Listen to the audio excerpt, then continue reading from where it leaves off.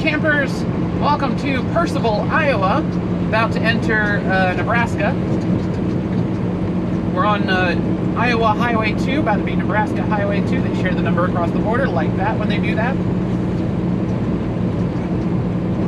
There's always a little extra effort involved when it's not a U.S. highway or an interstate. a lot of state highways will just change their number at the borders. But every now and then you get cool states that work together to share a highway number across the border, and Nebraska and Iowa share Highway 2. Alright, welcome to Nebraska. Corner, entering Nebraska. Like they said. We are bobtail at the moment. We made our delivery in Aurora, Nebraska yesterday. Our next pickup is down in Kansas City, but the receiver in Aurora, an Iams pet food factory, I guess the only really way to in 1.5 miles, describe that. left on South 64th Road, US 75. The Iams pet food factory, they kept my loaded trailer and did not give me an empty and gave me no option for getting it live unloaded. It was supposed to be a live unload. That's what I had been told by Jamie Hunt. It was supposed to be a live unload, and they were like, we're not live unloading, we're like days behind on everything, so you can drop the loaded trailer and you can leave. And they're like, what, I need an empty. And they're like, we don't have any, and we don't have anywhere for you to wait. It's just like, cool, love it. No care in the world that it was going to ruin my next day. So now we've got to go down to Topeka and get an empty trailer from a Frito-Lay facility. Which is a bunch of extra miles that I didn't need to run. We slept in Percival, Iowa. I figured sleeping there would give me some options.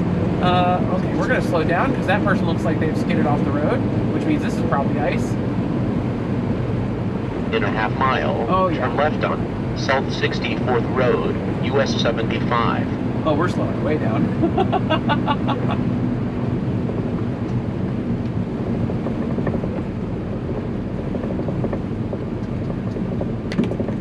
Alright, fun. In a quarter of a mile, turn left on South 64th Road, US 75. Oh, it's a spooey. I haven't actually gone through this intersection since they finished the bridge. It used to be when they were building the bridge, the whole highway had to come through right here. They didn't have any of these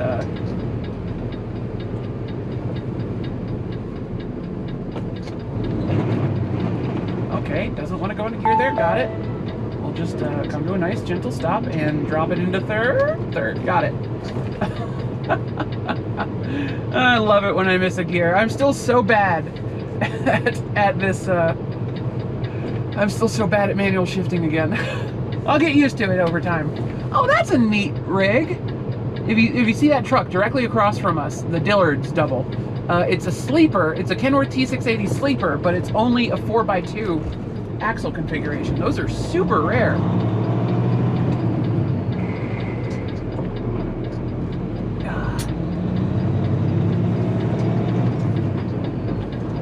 It is difficult to get sleepers that are built as 4x2s. Typically the 4x2s you find are going to be conversions from 6x4s or 6x2s, where they've just removed one of the two axles. But that one's like, actually, it's got a shorter frame and everything. That's super neat. And I love that it had the side skirts all the way back to that axle. It's just like, oh, that's just fantastic. That's the perfect long haul doubles truck. It really is. All right. We'll be super careful around bridges because clearly some icing is happening. It is above freezing, but not by much, as you can probably tell by the stuff falling out of the sky.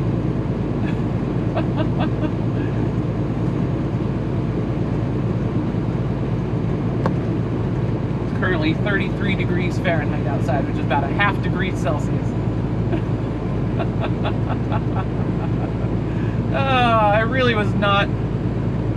I did not want to wake up to snow today. I really didn't. I checked the forecast last night. It's like maybe 2 inches. This is more than 2 inches.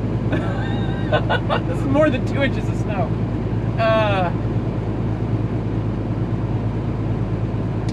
Someone screwed up.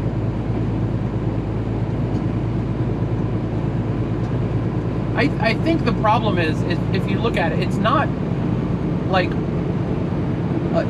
a typical sheet of snow like you normally see. It's like this really wet, goopy, slushy snow. It looks like somebody poured out a Slurpee, a white Slurpee everywhere. It's just, and I guess that gives it more, that probably gives it more volume. So it makes it seem like more snow than the amount of water falling from the sky would have suggested. Because once again, it is above freezing, so like, you know, this snow is not, it is at least partially melted already, the stuff falling at the moment. But it is sticking to everything though, so. Got a nice pile of it on our hood there. I cleaned the hood off this morning. That's everything that has accumulated since I finished my pre-trip. Because I cleared my hood this morning. And it is back to being a layer of snow. You might not actually be able to see that since it's the same color as my hood. But conveniently, the snow has effectively removed all the bugs from my windshield, so that's cool. All right, we've got 120 miles to Topeka, and then we've got another hour back east to get to Kansas City. We need to be in Kansas City by 2 o'clock. My adaptive cruise control just went out. That's fine. Not unexpected. It's covered in snow. One of my windshield wipers just broke. All right. Well, that was fun. All right.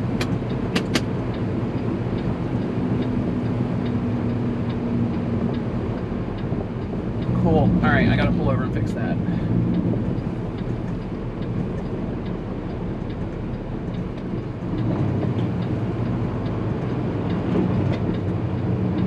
Convenient driveway.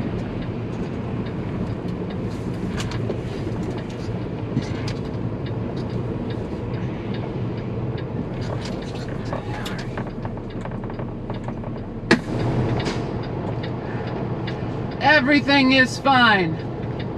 I fixed it. Hi, I would really super appreciate if you move over for me so I can get back onto the road. You're not moving over? No? Alright, cool.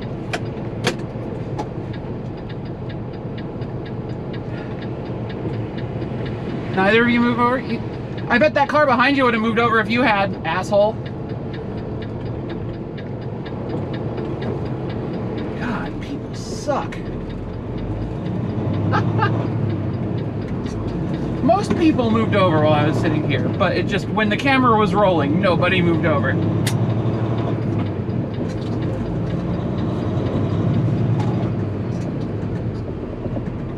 Here, there we go. Alright, so, yeah, managed to get the wiper fixed.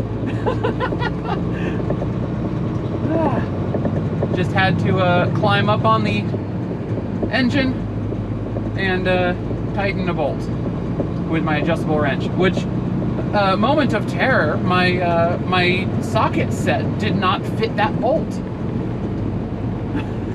I have a socket wrench in the truck and I don't have one that fits my wiper blades, which is super annoying. Alright. Okay, that was fun. That was a waste of 15 minutes.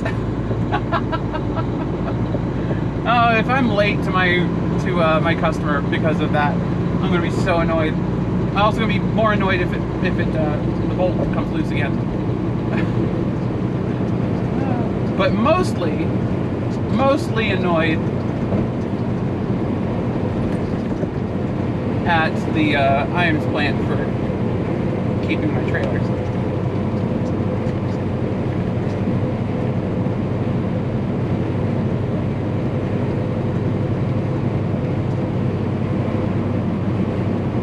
Wow, that's the same jerk that didn't move over for me earlier. He doesn't use the climbing lane. Wow. Alright. Well, there's a car behind me who does not seem to be taking the opportunity to overtake. You're running out of time, buddy. You should probably speed up to go past me. Thank you. Didn't think he was going to for a moment there.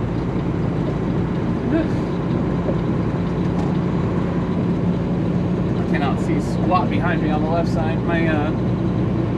I don't have fenders over my drive tires, so I'm just kicking up a ton of spray onto the back of the cab, and I can't see through the spray. So hopefully there's nothing important behind me. We'll get a front fender for the wheels when we can.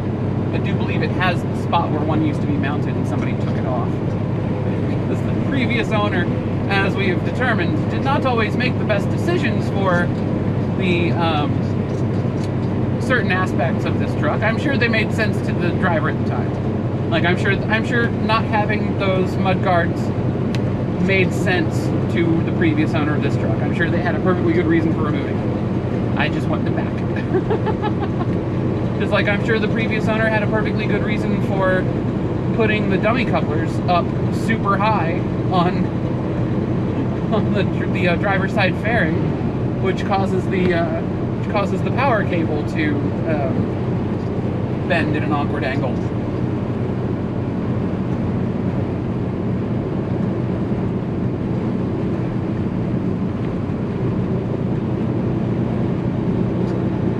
Quite all right. I got the impression the previous owner of the truck just liked removing things that they didn't feel were necessary. Like because they took off that hood mirror, the one on the right. People keep asking me what happened to the one on the left. This truck never had one on the left. There's not even a hole there where one could be attached. This truck was built with just the right hood mirror. It's a pretty normal spec. A lot of companies don't really see the reason for the left one. It's useful if you're a shorter driver and you need that one to see your blind spot on the left. I sit up so high that I can literally just move my head to the left like an inch and I can see directly down next to my truck. I do not need the left hood mirror to see my own blind spots on that side. My regular mirror covers that just fine. That's an oversized Escort. Where's your oversized? Where's your load? Boy, that's a long gap. Hope he hasn't lost his oversize. Is that it? Yeah, that's it.